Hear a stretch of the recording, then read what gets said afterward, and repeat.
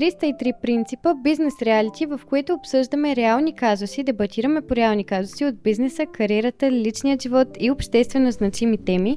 Днес сме с Гери Бардаро, заедно с която водим голяма част от предаването 303 принципа, и днескашната тема ще бъде свързана с казус, а именно как можем да сме жената до успешният мъж. Гери, ти скоро имаше рожден ден и го направи под надслова жена с характер. Какво означава жена с характер и каква е нейната връзка с взаимоотношенията с мъжете? Знаеш ли, Алекс, ти много добре го каза, жената до успешния мъж. Да, една жена, която стои до истински успешен мъж, успешен професионално, успешен в личен план, не трябва да бъде просто жена трофей, както има погрешно схващане, не трябва да бъде жената в сянка, не трябва да бъде жената на мъжа си, трябва да има собствен път на развитие, на реализация, трябва винаги да се стреми, не да се състезава с него, не да се поставя под конкурентна среда с съпруга си, с мъжа си, а да се стреми да има собствена посока и път на развитие, което аз винаги съм правила. Доскоро в кариерното си развитие, съвсем отскоро и вече в предприемаческо такова. Тоест за мен винаги е било важно аз да имам собствен път, развитие, да допринасям за това да се чувствам по-добре като личност, а не просто да черпя от неговата енергия, от неговите успехи и да се увенчавам с тях, както много дами всъщност правят. И истината, че не е лесно, но въпросът е как самата дама би се поставила в тази ситуация. Ако ти не се състезаваш с партньора, живееш в собствена енергия и собствена посока, която следваш, нещата се случват по един много по-интересен начин, който дамата всъщност е лидер, а не просто работник някъде, защото знаеш, че жените сме създатели по природа, аз съм и майка на 2 прекрасни деца, и тук една друга посока само ще задълбая, но истината е, че децата и това събитие в живота на една жена, което наистина променя правилата на играта, както обичам да казвам, никога не може да бъде пречка или пауза в нейното развитие, било то кариерно или пък предприемаческо такова, дори замесено с социални каузи. Напротив, това за мен, според мен, е един трамплин за още по-високо развитие. Добре, Гери, тук е може би момента да задам една посока в разговора, защото много хора на моята възраст, много момичета на моята възраст имат някаква погрешно изградена представа, че аз съм ти разказвала за конкретен казус, дори такъв, че за да си успешен мъж, ти трябва да си руса, 1,80 м и седно всичко се ориентира около външността, и успешните мъже, които могат да имат едва ли не всяка жена, която пожелаят, всъщност са най-привлечени от красивите такива, които имат моделски пропорции. Смяташ ли, че това е важно и определящо и че ние като жени трябва да се стремим, сега малко е трудно от 1,60 м да стана 1,80 м, например, но в другите визуални характеристики, които приемаме за предпочитани, смяташ ли, че това би трябвало да е фокуса и това ли наистина впечатлява мъжете, доколко той е определящо външността, какво всъщност търси успешният мъж, ако той има среда около себе си, която го вдъхновява, която го провокира интелектуално, има ли нужда и от такъв партньор в къщи, или му е достатъчно една красива жена, която да му създава комфорт и... Много е трудно да ти отговоря на този въпрос обобщено. Тоест аз не мога да дам мнението на всички от нашето общество, но мога да ти кажа според мен как стоят нещата. За мен един успешен мъж, който се е доказал във времето със своята позиция на работното място, а и пред света като човек, като характер, той не търси непременно жена Барби, т.е. да впечатлява само с външни характеристики. Красиви жени има навсякъде. Не знам дали знаеш, но мъжкото око така е ненаситно, казват. Но истината е, че стойностните мъже, те търсят жена, която има стойност, която има характер, която е създател, която ги вдъхновява, и по този начин те се развиват все по-добре в своя бизнес, в сферата, в която работят. Така че много е важно тук характера, позицията на жената и хармонията, която всъщност тя изгражда в техните взаимоотношения, в семейната среда и в къщи. Защото когато семейството е хармонично, то тогава и бизнесът расте неимоверно нагоре и обратното. Ако липсва хармония, ако липсва разбирателство, ако липсва ясна посока и визия за тяхното бъдеще, ако те не си партнират помежду си, то тогава, разбира се, и бизнеса страда или работното място, ако те са част от кариерно развитие. Добре, да отворим и една друга тема, която вълнува много жени и може би е голяма обществена дилема. Има ли някаква взаимовръзка между стойността и характера на жената и склонността на мъжа към, ти каза, мъжкото око е ненаситно? Може ли да се каже, че когато жената може да предложи повече от просто визия, всъщност тя става по-трудно заменима и дава възможност на партньора ти да иска да я избере и да няма нужда и потребност от други жени в обкръжението си постоянно. Нали? Става въпрос конкретно за лоялност и за моногамни отношения. Смяташ ли, че това е свързано с стойността на жената? Ти зададе отново доста обхватен въпрос. Тук аз ще използвам възможността да цитирам една моя много близка приятелка, великолепната Йордана, която казва: любовта не е само първоначалната страст, която се заражда между двама души, чисто на биохимично ниво. Любовта е изборът да се избираме всеки ден.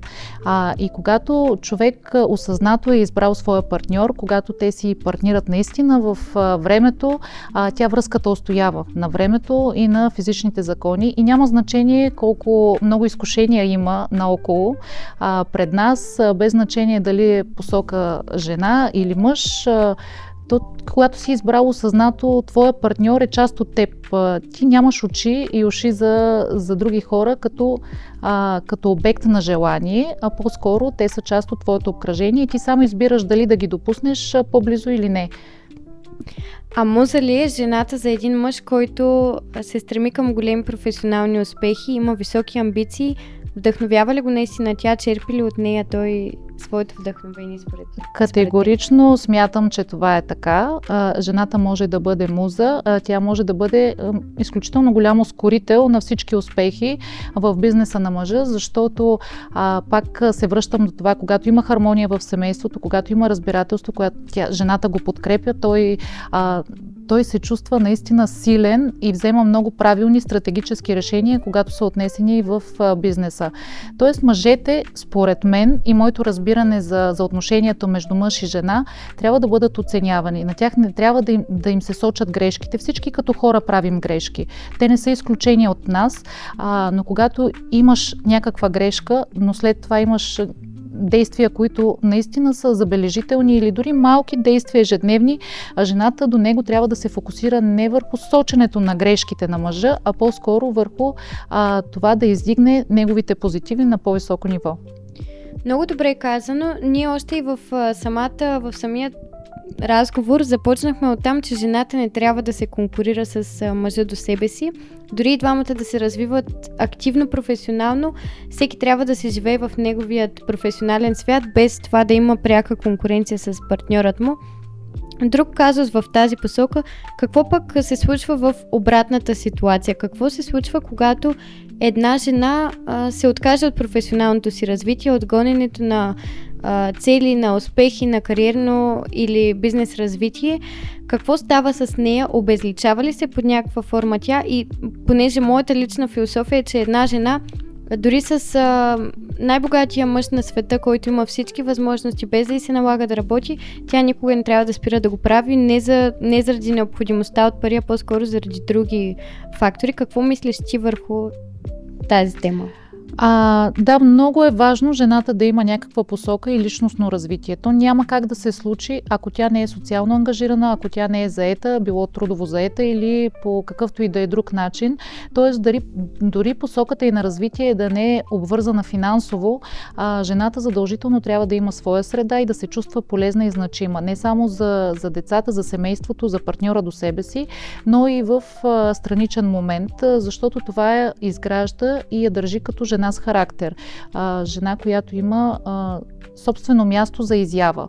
Защото в противен случай, оставяйки вкъщи само в семейна среда, като ясно позициониране на домакиня, Това не е непременно лоша дума, нали, не ме разбирайте погрешно, но по този начин ти излизаш от социалната среда и от обществото. Между другото, аз познавам доста дами, които се чувстват много добре в тази роля и те сега, не в лошия смисъл на думата, но умишлено желаят да останат под претекста, че има много грижа за децата, които тя трябва да свърши, или много домашна работа, която тя трябва да свърши.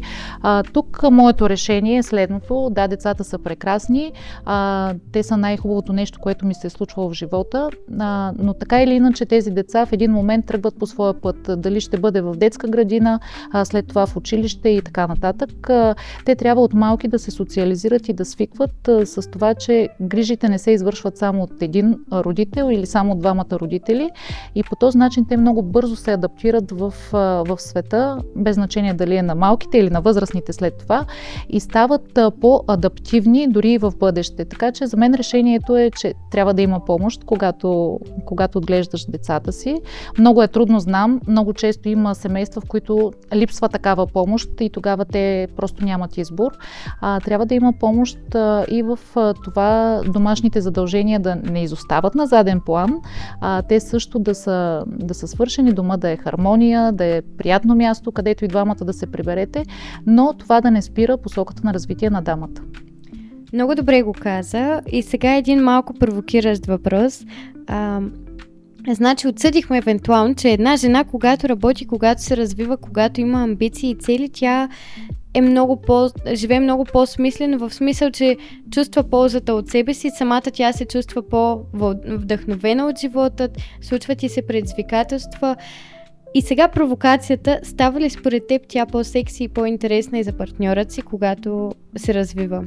Ами задължително е така. Сега съгласете се с мен, че няма как от сутрин до вечера, ако си с твоите деца, които са прекрасни, разбира се, нали, чистейки, готвейки, перейки, занимавайки се с всички тези домашни задължения, да го направиш с токчета, примерно, или с костюм, с прическа и с грим в къщи. Тоест, ако дадеш превес на всички тези домашни задължения, които те няма как да изчезнат, просто ти можеш да направиш така, че да ги организираш и да диверсифицираш отговорностите за тях, то ще имаш възможност да обърнеш внимание на външния вид, на спорт, на това с какви дрехи си облечен и ще се покачи самочувствието, а това неминуемо ще даде отражение на твоето усещане първо за себе си като жена и после възприятието на мъжа до теб като жена.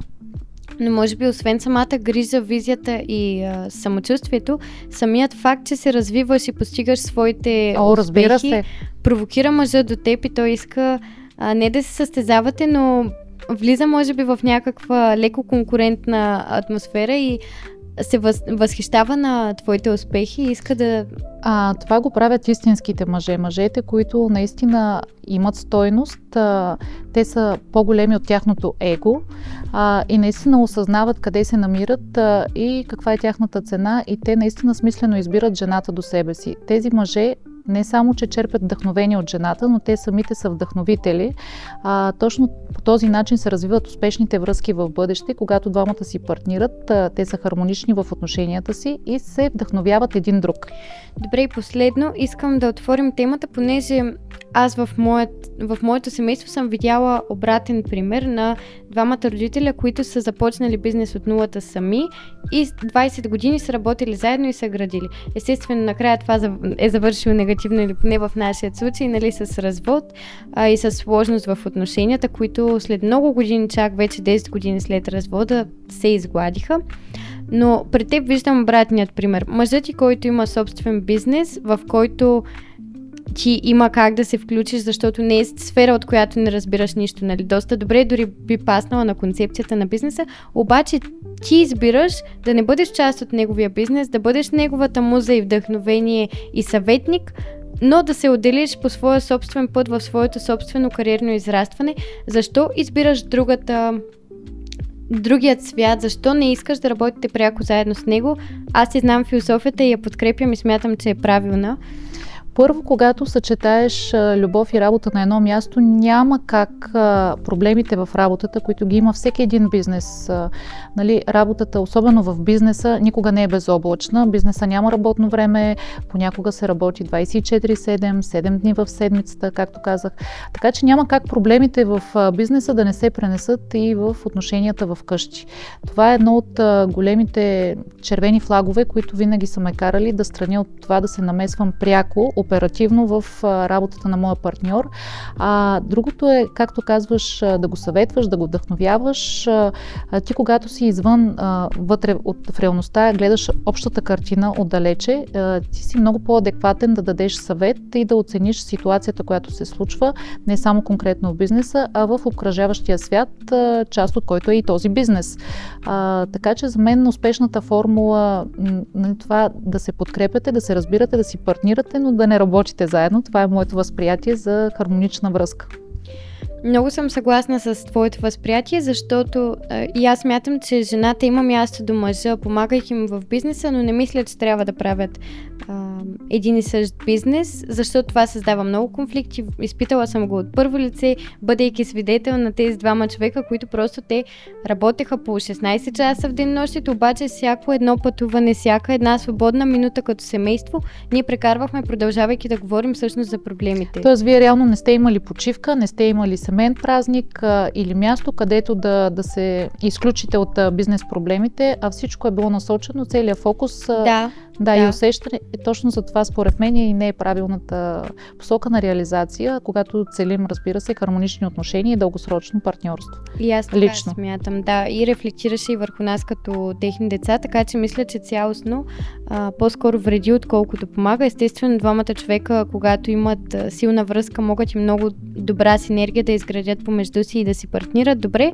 но по-скоро сякаш трябва да страни от това и всеки да бъде като съветник на другият и да му помага и да се подкрепят, но да бъдат в различните си светове в професионален аспект. Обобщено да го кажем, че всъщност жените трябва да търсят начин да бъдат жени с характер, да бъдат жени с визия, да се развиват, да постигат и да гонят своите кариерни цели и успехи и върхове. Това би ги направило не само по-смислени и по-удовлетворени и уверени в себе си самите, но и по-секси и привлекателни за своите партньори. Би ги вдъхновявало.